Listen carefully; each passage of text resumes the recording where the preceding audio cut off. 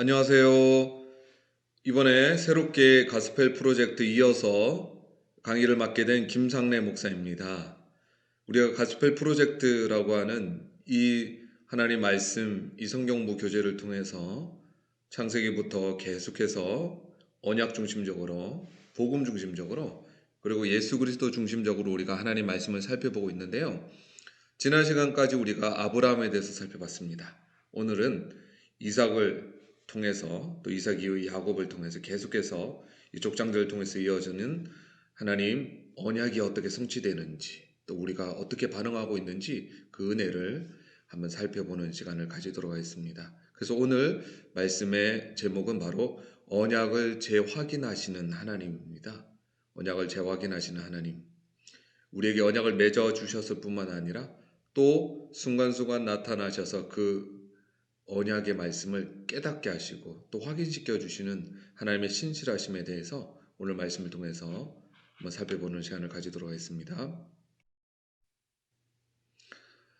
우리가 계속해서 반복되고 있는 거지만 오늘 이 금방 띄워진 화면에 나오는 것처럼 이 전래동화나 우리 아이들이 어려서부터 배웠던 여러 가지 동화 그리고 영화, 애니메이션 이런 것들의 주제가 뭐죠? 권선징악이죠. 착하게 살면 복을 받고 악하게 살면 벌을 받는다라고 하는 우리가 늘 들어왔던 익숙한 이 주제를 가지고 성경을 우리가 착하게 살아야만 복을 받고 나쁘게 살면 벌을 받아. 이런 관점에서 보기 시작하면 성경을 왜곡하기 쉽다라고 하는 거죠. 왜냐하면 하나님은 우리의 죄에도 불구하고 우리의 악함에도 불구하고 우리를 용서하시고 신실하게 하나님의 언약을 이루어 나가시는 하나님 중심적으로 하나님의 구원을 보는 것이 성경을 제대로 보는 관점이지 사람의 관점에서 윤리 도덕적으로 착하면 복을 받고 착하지 않으면 벌을 받는다. 이런 관점에서 성경을 봐서는 안 된다.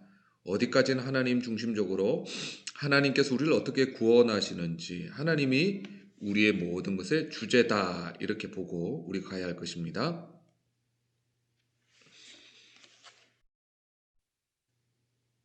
자, 이번 본문을 3개 정도 살펴보겠는데요. 첫 번째는 하나님이 특별한 방법으로 약속을 지키신다. 이 부분은 바로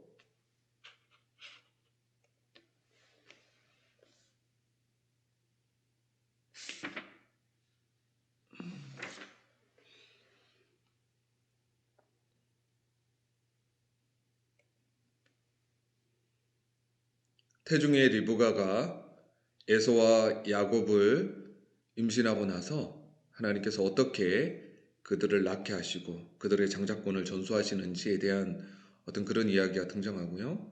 두 번째는 창세기 26장 바로 아브라함에 이어 그 아들인 이삭도 동일하게 아버지의 실수를 반복함에도 불구하고 여전히 하나님의 언약이 신실하게 이루어지는 것들. 마지막으로 야곱의 이야기가 나옵니다. 우리가 잘 아는 첫 번째 오늘의 메시지입니다. 하나님은 특별한 방법으로 약속을 지키신다라고 하는 거죠. 우리가 예상치 못한 우리의 기대를 뛰어넘어서 하나님께서는 우리가 예상할 수 없는 하나님만의 방법으로 하나님이 약속하신 그 언약을 지켜나가신다라고 하는 거죠.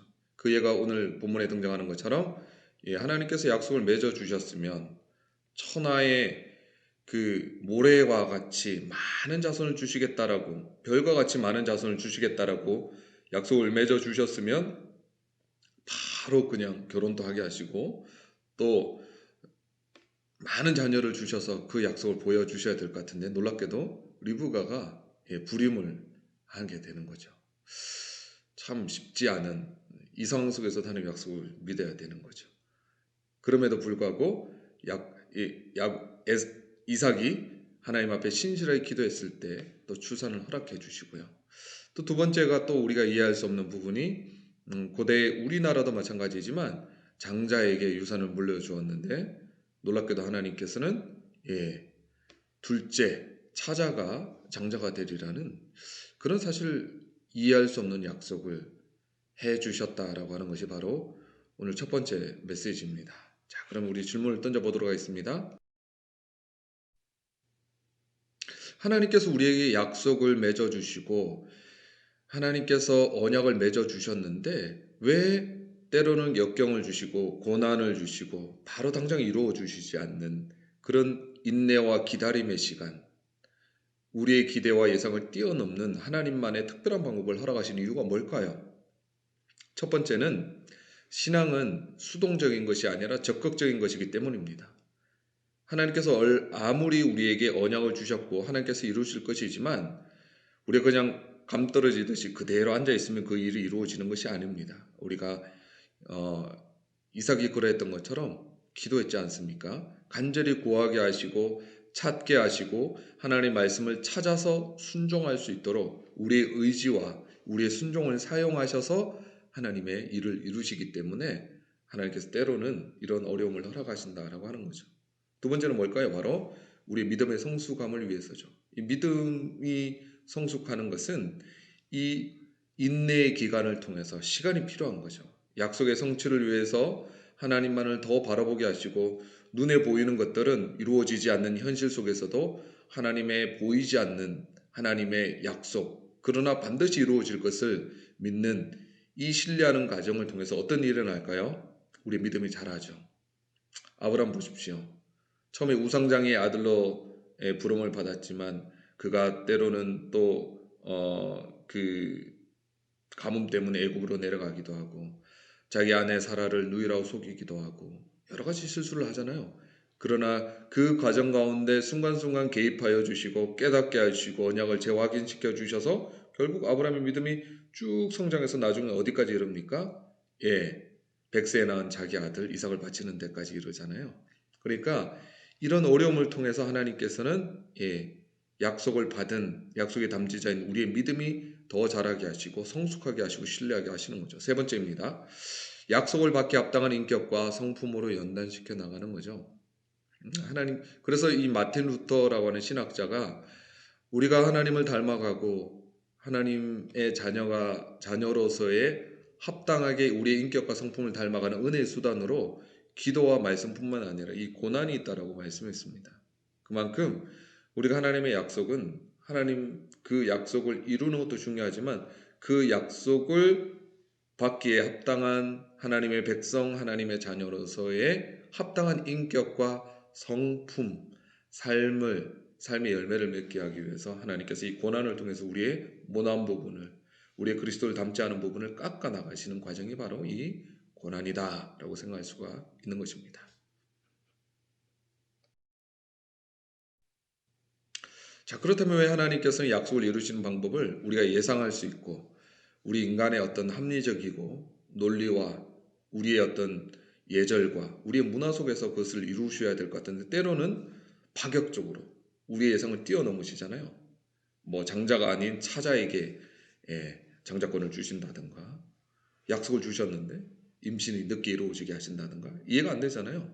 왜 그럴까요? 첫 번째는 하나님의 방법은 우리의 이상과 우리의 논리와 우리의 생각을 뛰어넘으시는 것을 보여주시기 위함이죠.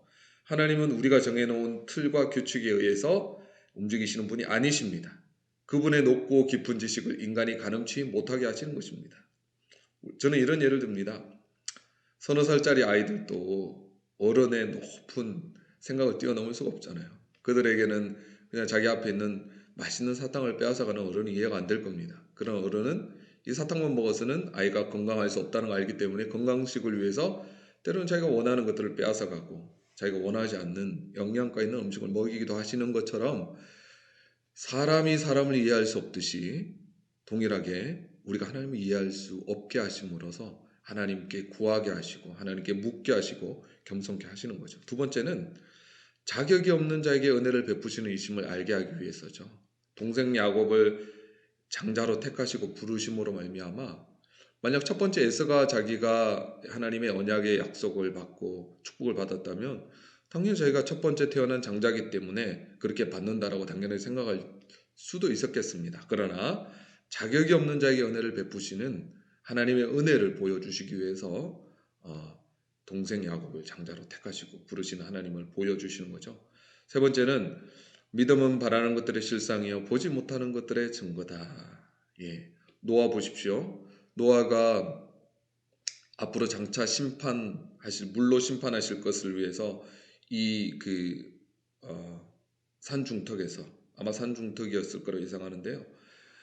그 방주를 짓게 되었을 때 사람들이 얼마나 욕하고 이해 못하고 놀림 받았겠습니까? 아브라함도 마찬가지죠. 본토 친척 아비 집을 떠났을 때 이런 현실적으로 이해되지 않고 논리적으로 합리적으로 사실 볼 수 없는 것들을 하나님께서 약속하심으로 말미암아 믿음이라고 하는 것은 현실적인 것이 아니고 논리적인 것이 아니고 하나님이 약속하신 것들을 그대로 믿는 어린아이 같은 믿음이 필요하구나. 이것들을 우리에게 보여주시는 것입니다. 오늘의 두 번째 대지입니다. 하나님은 자격 없는 사람들에게 약속을 지키시는 분이십니다. 그래서 복음이라고 하는 거죠. 굿뉴스라고 하는 거죠. 은혜라고 하는 것입니다. 놀랍게도 하나님께서 선택하신 아브람도 우상장의 아들이었잖아요. 우상을 믿는 사람이었습니다. 그를 택해서 믿음의 조상으로 세우시고 그에게 태어난 이삭도 놀랍게도 아버지의 약점, 가장 어떻게 보면 아브라함이 이것만큼은 나를 닮지 않았으면 좋겠다라고 생각했을 법한 자기 아내를 또 여동생이라고 속이는 거죠. 근데 이렇게 비겁한 어떤 거짓말 그리고 자기가 살아남기 위해서 이렇게 거짓말하는 것들이 아버지로부터 자기 아들에게도 전수되었는데 하나님께 놀랍게도 그 아브라함과 이삭을 사용하셔서 하나님의 약속을 이루어 가시고 축복하시죠. 여기 하나님의 놀라운 은혜와 사랑이 나타나는 겁니다. 자, 그러면 우리가 아브라함과 이삭의 연약함, 그들의 실수, 그들의 부족함에도 불구하고 은혜를 베푸시고 그 약속을 친히 이루어 가시는 하나님을 통해서 우리가 배울 수 있는 교훈은 첫 번째 우리가 잘 알듯이 하나님의 약속은 우리의 인간의 부족함과 우리의 죄와 우리의 한계에도 불구하고 제한받지 아니하시고 신실하게 이루어 가신다라고 하는 거죠. 하나님이 한번 선택하셨고 하나님이 한번 복주기로 약속하셨고 하나님이 한번 이루시기로 약속한 그 언약은 어떠한 경우에도 이루지 못하는 일이 없다라고 하는 것입니다. 왜? 하나님 편에서 언약이 신실하시기 때문이죠. 두 번째로 우리가 약속을 이룰 만한 자격과 조건을 우리 편에서 갖췄기 때문이 아니라 전적으로 하나님이 선하시기에 하나님의 은혜로 그 약속을 이루시는 주체가 하나님이시다라고 하는 것을 우리에게 보여주시는 거죠. 세 번째, 약속을 이루어가는 이 과정도 하나님을 신뢰함으로 하나님께 순간순간 물으면서 하나님 어떻게 해야 할까요? 하나님께서 이루시기로 약속하셨는데 이것을 이룰 만한 힘과 능력과 지혜가 없습니다. 하나님 알려주십시오. 하나님 이룰 수 있도록 은혜를 베풀어 주십시오. 전적으로 이 과정 가운데 순간순간 하나님께 아뢰고 하나님께 의탁하고 하나님께 도우심을 구함으로 이 일을 이루어야 함을 우리에게 교훈적으로 가르쳐 주시는 것입니다. 세 번째 대지입니다. 하나님은 우리와 함께 하심으로 약속을 이루십니다. 이것이 바로 임마누엘의 성육신하신 예수를 주심으로 우리에게 이루신 복음인 거죠. 복음. 그래서 성경의 신약의 주제 임마누엘이 신약의 주제일 뿐만 아니라 성경 전체의 주제이고 구약의 주제이고 오늘 본문의 주제이기도 하는 거죠. 하나님은 항상 우리와 함께 하시기를 기뻐하시고요. 함께 하심으로 이 일을 이루어 가신다라고 하는 거죠. 야곱의 인생 가운데 아마 가장 두렵고 어렵고 불안하고 외로웠을 때가 아마 에서를 피해서 바단 아람으로 도망하는 그 길 아니었겠습니까? 그에게 그날 밤에 돌베개 베고 자던 그 야곱에게 베델에서 찾아오신 하나님 함께 하심을 약속해 주신 거죠. 그 야곱에게 내가 너와 함께 하겠다라는 약속을 하셨고요. 신실하시게 야곱 전 인생을 통해서 약속하신 그 하나님께서 야곱과 함께 하심으로 그 약속을 이루셨죠. 자, 그러면 우리가 이 야곱의 생애를 보면서 야곱의 이름이 속이는 자잖아요. 오죽했으면 태중에서부터 속이면서 장자권을 얻기 위해서 팥죽 한 그릇으로 형을 속이고 이렇게 약삭 빠르고 속이는 자가 나중에는 어떻게 변화됩니까? 바로를 축복하는 영적인 사람으로 변하는 거죠. 험악한 세월을 보내면서 야곱이 변화되잖아요. 언약을 전수할 만한 족장이 되잖아요. 야곱을 통해서 어떤 일이 일어납니까? 이스라엘 12지파를 생성하는 아들들이 태어나잖아요. 그렇게 영적이고 성숙한 족장으로 세워지기까지 어떤 일이 있을까요? 첫 번째, 사람은 하나님의 임재를 경험함으로 변화되죠. 야곱에게 있어서 아마 잊혀지지 않는 그의 인생을 변화시킨 최고의 경험은 바로 베델에서 꿈을 통해서 하나님의 약속을 실제로 경험하고 만남으로써, 또 그리고 약속을 하셔서 뿐만 아니라 그 약속이 신실하시게 자기의 삶에 이루어진다는 것을 경험했기 때문에 야곱은 변하고 새로워졌을 것입니다. 우리도 마찬가지입니다. 하나님을 만나야 합니다. 하나님의 임재를 경험해야 합니다. 우리가 예배당에 그냥 발걸음만 한다고 해서 참석한다고 변화되지 않습니다. 하나님 말씀을 통해서 찾아오시는 하나님의 임재, 하나님의 만남을 실제로 경험할 때, 또 그 약속이 실제로 성취되어지는 것을 보게 될 때 우린 변화되는 것입니다. 하나님이 친히 내려오심으로 친히 이 땅에 내려오셔서 우리를 만나 주셨습니다. 이 세상이 기독교를 제외한 모든 종교는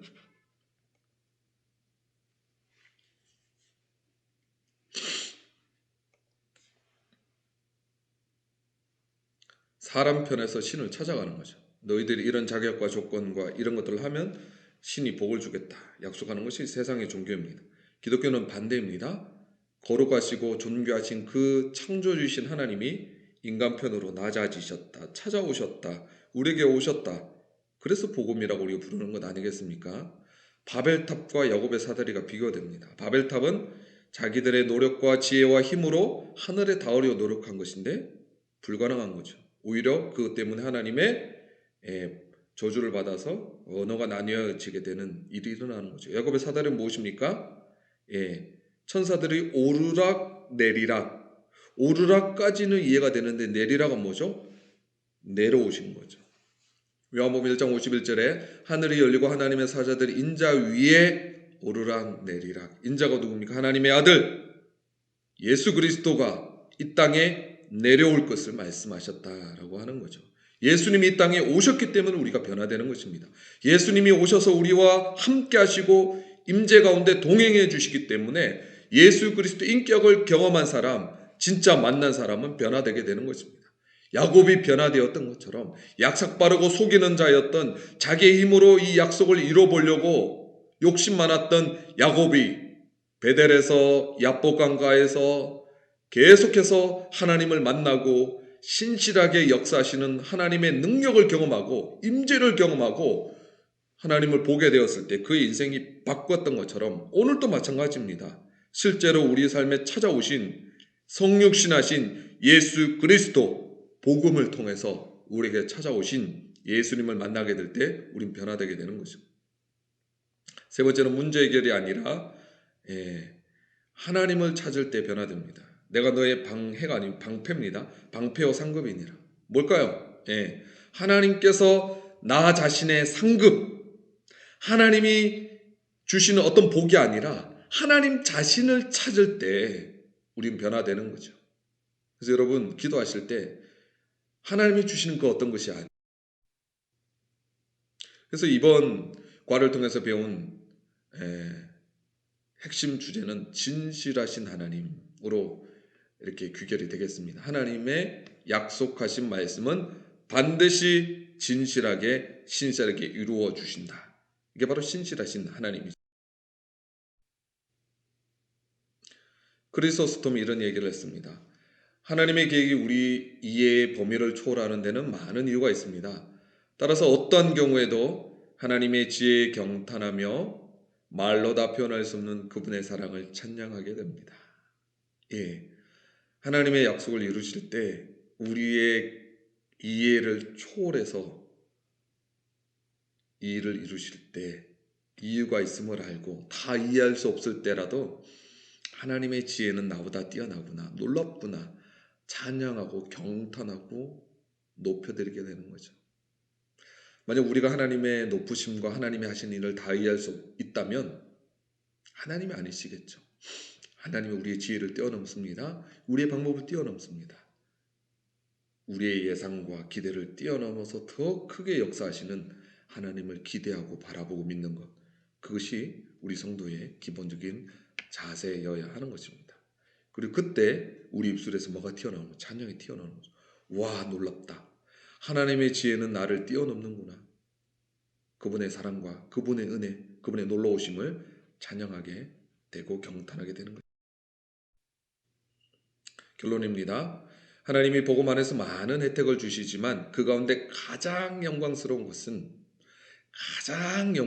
복된 것은 하나님 자신을 우리에게 주셨다라고 하는 거. 어떻게 주셨죠?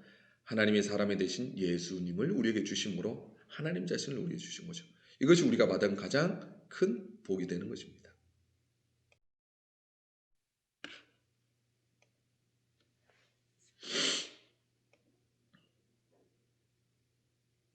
마지막으로 질문을 나누고 마치겠습니다. 하나님의 약속이 성취되기까지 우리의 역경을 허락하시는 이유 우리 나눠보시고요.